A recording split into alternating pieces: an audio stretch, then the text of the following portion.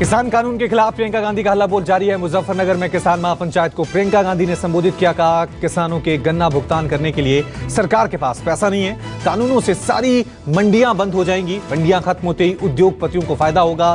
Gas, बिजली, सब कीमतें बढ़ती जा रही हैं। गन्ने के भुगतान के लिए 15,000 करोड़ उपलब्ध नहीं है। जो 3 कानून इस सरकार ने निकाले हैं उनका सार तो आप जानते ही होंगे कि आस्ते आस्ते सरकारी मंडियां बंद हो जाएंगी। और आप सब जानते हैं कि सरकारी मंडियों की खासियत ये है कि आपको न्यूनतम समर्थन मूल्य मिलता है। कृषि कानूनों को लेकर राजस्थान में कांग्रेस कार्यकर्ताओं ने प्रदर्शन किया। बैनर पोस्टर लेकर कांग्रेस कार्यकर्ताओं की वहां पर पदयात्रा निकली। कृषि बिल के खिलाफ सड़क पर उतरी कांग्रेस कार्यकर्ताओं ने सरकार के खिलाफ नारेबाजी की। कहा कानून किसानों के खिलाफ है, सरकार को कानून वापस लेना चाहिए। दिल्ली के मुख्यमंत्री अरविंद केजरीवाल रविवार को दिल्ली विधानसभा में किसान नेताओं के साथ बैठक करेंगे। केजरीवाल ने चर्चा के लिए सभी बड़े किसान नेताओं को कल दिल्ली विधानसभा में लंच पर आमंत्रित किया है। बैठक में कृषि कानूनों में खामियों और किसानों से जुड़े मुद्दों पर चर्चा होगी। इस दौरान कैबिनेट मंत्रियों के साथ आम आदमी पार्टी के नेता भी मौजूद रहेंगे। 26 जनवरी लाल किला हिंसा मामले में सोशल मीडिया पर सामने आया फरार गैंगस्टर लखा सिदाना। लखा ने किसान आंदोलन का समर्थन किया। दिल्ली पुलिस लखा सिदाना को तलाश कर रही है। लखा पर 1 लाख रुपए का इनाम है। लखा पर हिंसा भड़काने का आरोप है। लाल किला हिंसा के मास्टरमाइंड ने पुलिस को चैलेंज किया। कहा कि 23 फरवरी को बठिंडा में प्रदर्शन का ऐलान किया गया है। दिल्ली पुलिस ने ट्रैक्टर रैली के दौरान हुई हिंसा करने वाले करीब 200 लोगों की तस्वीरें जारी की है। इसमें पंजाबी लोकल सिंगर के अलावा कई युवाओं की तस्वीरें भी शामिल हैं जो ट्रैक्टर रैली के दौरान लाल किले पर गए थे।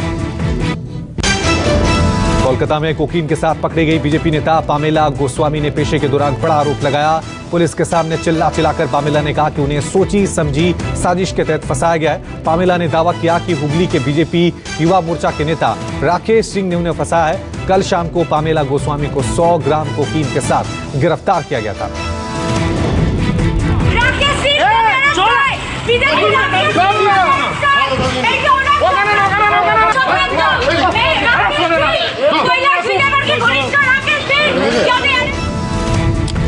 बंगाल में हिंसा को देखते हुए अर्धसैनिक बलों को पश्चिम बंगाल पहुंचना वहां पर शुरू हो गया है। चुनाव आयोग ने आदेश देते हुए कहा था कि 25 फरवरी तक अर्धसैनिक बलों की 125 कंपनी तैनाती की जाएगी। सुरक्षा बलों की संवेदनहीन इलाकों में तैनाती की जाएगी। चुनाव खत्म होने तक अर्धसैनिक बल पश्चिम बंगाल में तैनात रहेंगे। भारत चीन के बीच आज 10वें दौर की वार्ता जारी है। अब देपसांग गोगरा हॉट स्प्रिंग से सैनिकों की वापसी पर चर्चा चल रही है। पेंगोंग झील से सैन्य वापसी की प्रक्रिया पूरी होने के बाद पहली बार यह बैठक हो रही है। बताया जा रहा है कि इस बैठक में पूर्वी लद्दाख के हॉट स्प्रिंग्स, गोगरा और देपसांग क्षेत्रों से भी सैनिकों को हटाने के मुद्दे पर चर्चा हो रही है। भारत चीन के बीच 9 महीने से सीमा पर गतिरोध जारी है। गलवान के 8 महीने बाद चीन ने हाल ही में माना कि उसके सैनिक मारे गए। पेंगोंग झील के उत्तरी और दक्षिणी तटों पर कई जगह गतिरोध की स्थिति बरकरार है। बातचीत से ठीक पहले चीन ने कल एक प्रोपेगेंडा वीडियो जारी किया। इसमें पिछले साल गलवान में हुए भारत और चीनी सैनिकों के बीच झड़प की तस्वीरें देखी जा सकती हैं। इस वीडियो में सैकड़ों की तादाद में भारतीय और चीनी सैनिक पूर्वी लद्दाख की गलवान घाटी में भिड़ते दिख रहे हैं। यह वीडियो एडिटिंग के जरिए तैयार किया गया है। नीति आयोग बैठक में पीएम मोदी बोले, देश अब विकास का इंतजार नहीं कर सकता, मिलकर काम करने से मिलेगी सफलता। प्रधानमंत्री नरेंद्र मोदी ने आज 6वीं गवर्निंग काउंसिल की बैठक में राज्यों के मुख्यमंत्रियों को संबोधित किया। कहा किसानों को थोड़ा गाइड करने की जरूरत है। किसानों को ऐसी चीजों को उत्पादन में कोई मुश्किल नहीं है, थोड़ा गाइड करने की जरूरत है। और इसलिए ऐसे कई कृषि उत्पाद हैं जो हमारे किसान न सिर्फ देश के लिए पैदा कर सकते हैं बल्कि दुनिया को भी सप्लाई कर सकते हैं। पीएम ने कहा कि बजट पर जिस तरह की सकारात्मक सोच देखने को मिली है उसने जता दिया है कि मूड ऑफ द नेशन क्या है। देश मन बना चुका है। देश तेजी से आगे बढ़ना चाहता है। देश तेजी से आगे बढ़ाना लोगों को चाहता है। देश अब समय नहीं गंवाना चाहता। देश के मन को बनाने में देश का युवा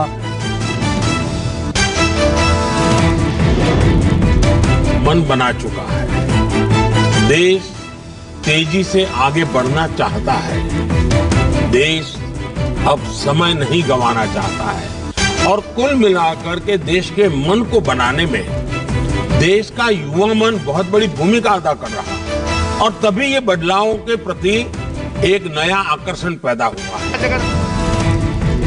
पेट्रोल डीजल के दाम में लगातार 12वें दिन भी इजाफा हुआ। पेट्रोल डीजल के दामों में 39 पैसे प्रति लीटर की बढ़ोतरी हुई है। दिल्ली में पेट्रोल 90 रुपए 98 पैसे और डीजल 80 रुपए 97 पैसे प्रति लीटर बिक रहा है। मुंबई में पेट्रोल 97 रुपए प्रति लीटर और डीजल 87 रुपए प्रति लीटर के पार हो गया। कोलकाता में पेट्रोल 91 रुपए 78 पैसे प्रति लीटर बिक रहा है।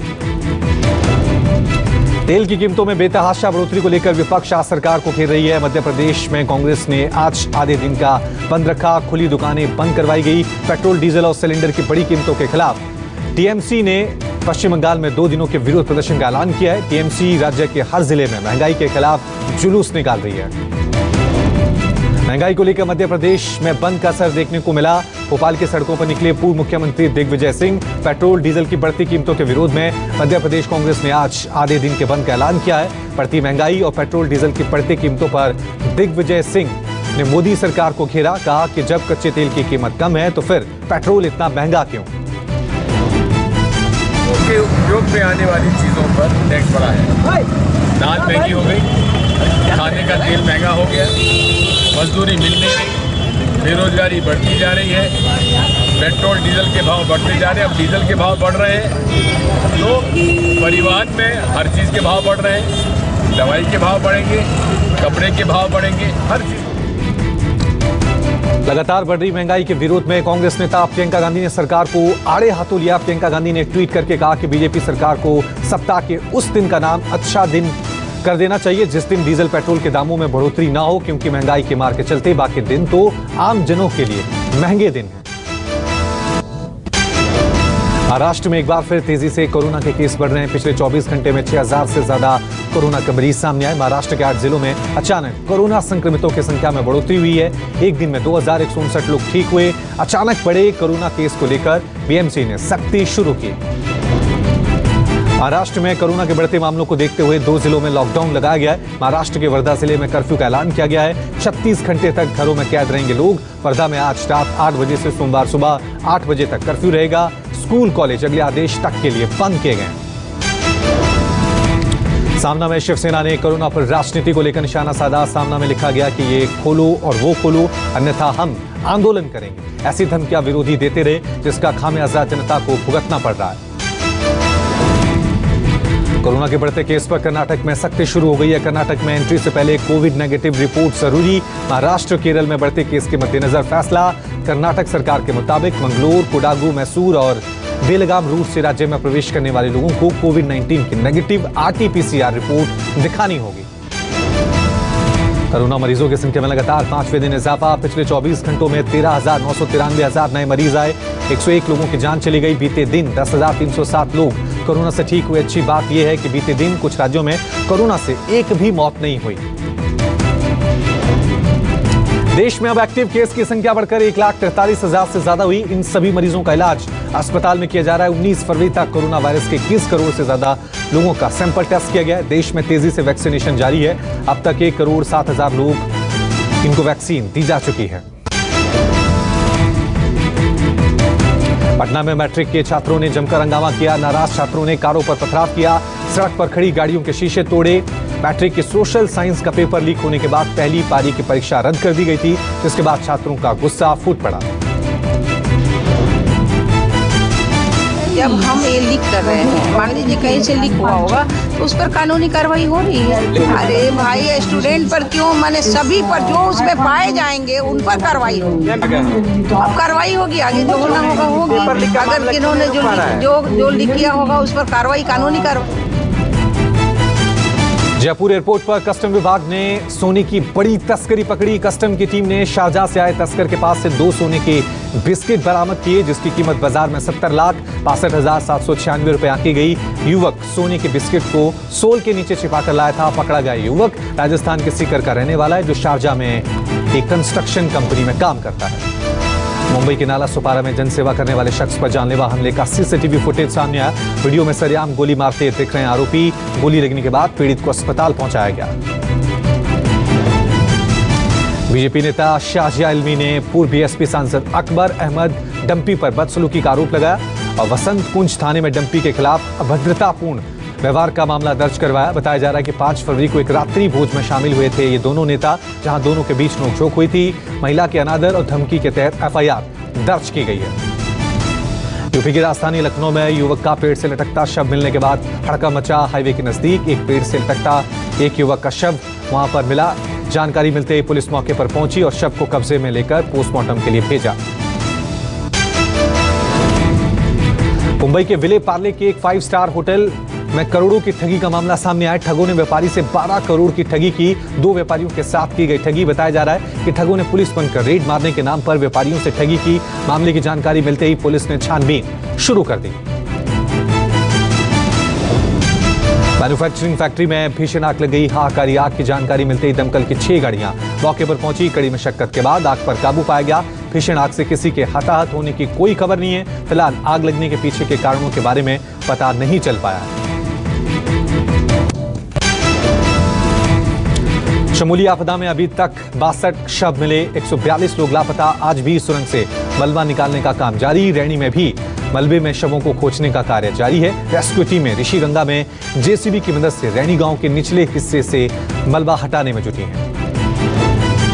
उत्तराखंड के चमोली में 24 और 25 फरवरी को बारिश की संभावना है। ऋषिगंगा के जलस्तर में बढ़ोतरी होने का अलर्ट जारी।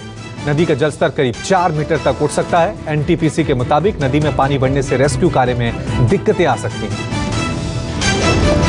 दिल्ली एनसीआर में छाया घना कोहरा। कोहरे की वजह से विजिबिलिटी कम हुई, रफ्तार में लगी ब्रेक। न्यूनतम पारा 10 डिग्री सेल्सियस।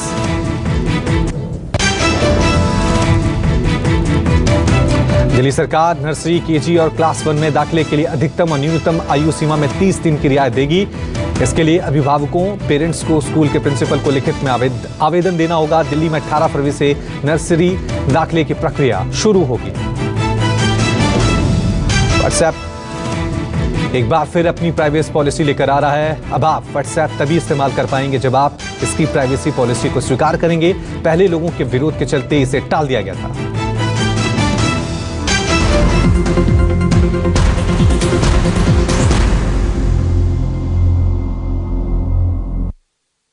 नमस्कार, मैं हूं मानक गुप्ता। अगर आपको हमारा ये वीडियो पसंद आया हो तो इसे लाइक और शेयर जरूर करें। और हां, हमें सब्सक्राइब और फॉलो करना ना भूलें ताकि आप देश और दुनिया की कोई खबर मिस ना करें। तो जुड़े रहिए हमारे साथ और देखते रहिए न्यूज़ 24।